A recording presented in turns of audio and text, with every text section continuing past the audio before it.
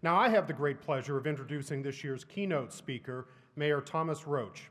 Mayor Roach is in his second term as mayor of White Plains, New York, a city which he is proud to have been born and raised in.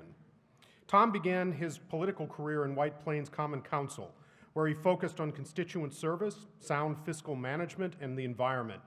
As mayor, Tom has worked to maintain strong city services under difficult financial conditions, pioneering the use of new communication technologies to keep residents informed.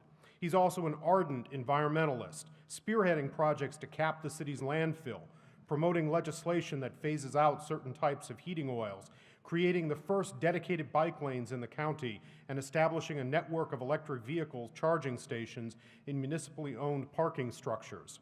Tom's long-term vision for the city is to enhance the downtown environment for business and residents while at the same time maintaining the strong neighborhoods that have long characterized White Plains.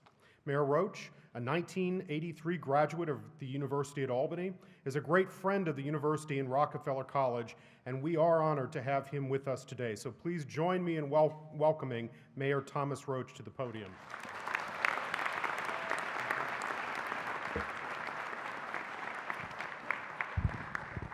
So I guess this confirms I'm off Residence Hall probation, or this is an elaborate ruse. It's my pleasure to be with you here today. It's a great honor to have been asked. I have to tell you that in every communication I've received since I've been asked to speak, I've been told you have 5 to 7 minutes, like every single time, and that this is extremely important to our graduates and their parents. So hey, it's an easy day for me. I have to tell you that traditionally what you're supposed to do when you speak at a graduation is to congratulate the graduates and then tell them to save the world, right? So congratulations, class of 2017. So we're halfway there. We're halfway there. One of the first point I'm going to make to you comes up to me today, and it comes off with that 5 to 7 minute thing. In public speaking, always try and be brief. No one has ever said, ever, I don't care how well you think you're doing or how well you're actually doing, no one has ever said, I wish he would have spoken longer. Never happens. So in my mind, I'm always wrapping up as soon as I start talking. Abraham Lincoln delivered the Gettysburg Address in 2.5 minutes, and it was pretty effective. The guy who spoke before him spoke for 2 hours, and he's the guy that spoke before Lincoln for 2 hours. So I loved going to school here. I had a great time. When I was here, we had something called Mayfest, which I know they've taken away from you, but it was pretty great. U2 played one year, so Bono was between Indian Quad and Dutch Quad. There he was. There should be some kind of marker or something. He had a mullet that would really drive you insane to see, but it was a great show. We were also, while I was here, we were for the first time ranked the #1 party school in the United States, so you're welcome. But I also got a great education, and I appreciated it, and that's why I'm so honored to be here today, because I'm so grateful for the education I received. And I have to ask you, of the graduates, how many of you are the first in your family to achieve a 4-year degree? So these are more hands than you will see in other colleges. And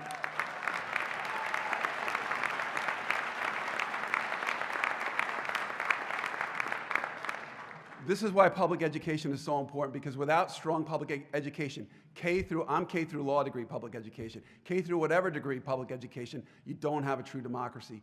Everyone has to have a shot. You have to give everyone a seat at the table.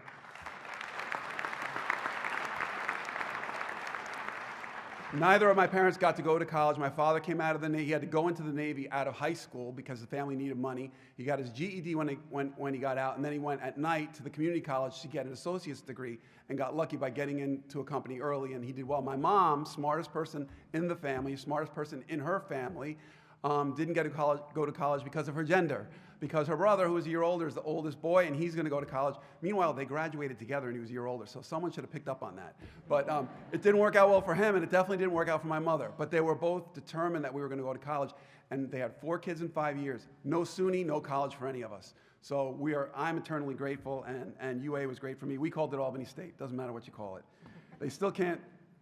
I mean, I thought that was the best way to call it. I thought it was cool, but I guess I know nothing about branding.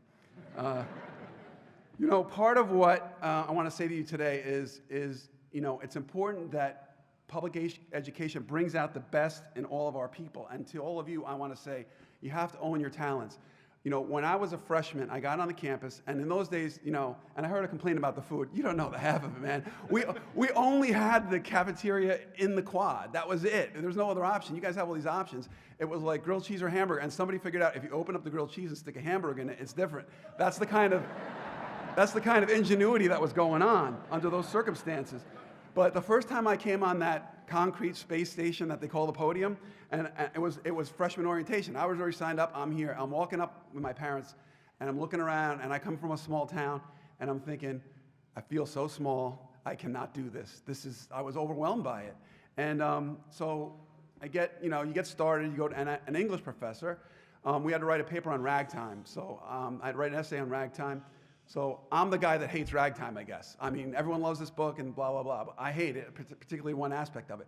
So I write my essay, and I'm still unsure of myself. The professor, the next class brings, it's Professor Dumbleton, who passed away last year. He's fantastic. He brings the papers back in, gives them out to the class, and I don't get mine back. And I'm like, uh-oh, did I not turn it in? Is he not graded? He won't grade it because it's so bad. And then he says to the class, this is what a great answer to that essay question sounds like. And he starts reading my paper. And it changed my life. I mean, I felt I can do this. And I'm not bragging, because a year later, on a Shakespeare paper, the professor circled 2 paragraphs and said, you have it exactly backwards. And my first response was like, how do you know? But him taking the time to not just put an A on it and hand it back to me, but to do that changed my whole approach, gave me confidence, and made things better. And since then, I have tried to do that for other people. And that's what I would charge all of you to do, as I keep an eye on my watch. I can tell you, in White Plains, one of the things that we've done since I've been mayor, it kills me that every year you hear about like some 15-year-old or 16-year-old drowning in a pool because he can't swim. And so I started a program called Jump In and Swim with our YW or YM, and we got as many kids involved as we could. We want everyone in the pool, and an aspect of it was I wanted kids introduced to swimming as a sport, especially from underserved populations that have never been exposed to that. And so we bring in an Olympic swimmer every year. He goes to the schools. This year it was Roy Birch from Bermuda. And we had the kids in the pool, and I'm sitting next to him, and all the kids jump in the pool, 7th graders, and they start swimming across the pool, and one girl is like lightning ahead of the others. And he says, she's very good. She's very good. Then they do backstroke. She's lightning ahead of everybody else. And he says, she's a natural. She's a natural. And I said, let's go tell her. So she gets out of the pool. She's wearing like the kind of bathing suit your parents buy you to go to Jones Beach or something like that. And she's not on a swim team. She goes over to her mom. Mom's got the towel and everything, loves her baby, And we come over and I say hi, and they're like, oh, it's the mayor. And that's something you have to get used to and you have to accept, because I'm just a guy. I never travel with the police. I don't take the car. I didn't take the cell phone. I walk everywhere I can. But people still, and you have to own it, like, are happy to see you because you're the mayor. So I came over to her. I said, you're a really good swimmer. And she's like, really? And then I said, Mr. Birch has to tell you something. He says, you're natural. I said, have you ever been on a swim team? No. How did you learn how to swim? The rec program. So I'm like, so by the time we left, we had her hooked up with a swim team. She's going to swim in the middle school. And who knows what's going to happen with that. But the light that went on in her eyes and the light that went on in her mother's eyes, to me, that's, people talk about power when you're in office. That's the only power I want. That power that I felt that day to make that kid feel better about herself and feel confident about her future. My advice to you is, you got to own your talents. I often praise people now because of Professor Dumbleton, so I'll say, you're really great at that, or you're really great at that. Number one answer from good people is, it's easy. There's nothing to it. Just because it's easy for you doesn't mean it's not a talent, okay? So, you'll be in awe of somebody that can shoot a basket, but then you have this, great talent that you're going to minimize. You got to own it. You got to own it. Otherwise, you're letting us all down. Take chances. I'm in politics, and the example that I always give to people is, people will say, no, there's an opening on the council this year, but I'm not quite ready. Maybe next time. And I say to them, there may not be a next time. This is like in the circus when you swing out on a trapeze. There's a trapeze here, you grab it, you go to the next platform. If you don't grab it and you swing back, the next time you swing out, there may be no trapeze to grab. So, and that goes for life. So what are you waiting for? Go for it. If you think you want to do something, go for it. The other thing I want to say is, when you do go for it, go all in. One of my specialties in college, in addition to being just a stellar student, and I just made it under the wire for magna cum laude, so yay. Yeah. But one of my specialties was my Mick Jagger impersonation, which was known throughout the campus, and it was demanded of me at every party. So here's the thing I learned very early. You got to go all in. With Jagger especially, you can't do like a half-baked Jagger because you're going to fail. So in life, go all in. Because if you go all in, you may hit a home run. You might strike out. But if you don't go all in, you're definitely going to strike out. William Butler Yeats said that education is not the filling of a bucket, but the lighting of a fire. And that's what's happened to all of you. And we need you out there right now. I haven't said a word about politics. I haven't said a word about political science professors or anything. I'm talking about an English professor. But look, I'm a mayor. Something sunk in, all right?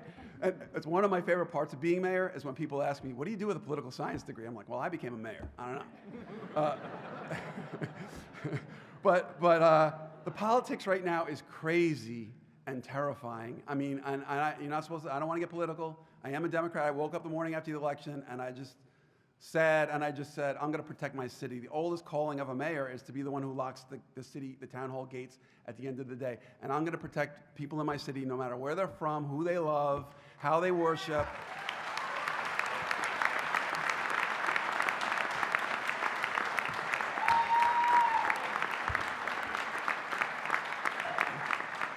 But I need to tell you that the other part that makes me have hope is you.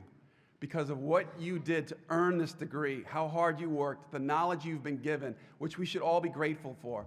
I spoke to an event on the Rockefeller estate, and it was for a nonprofit that's tremendous, and I spoke about the nonprofit.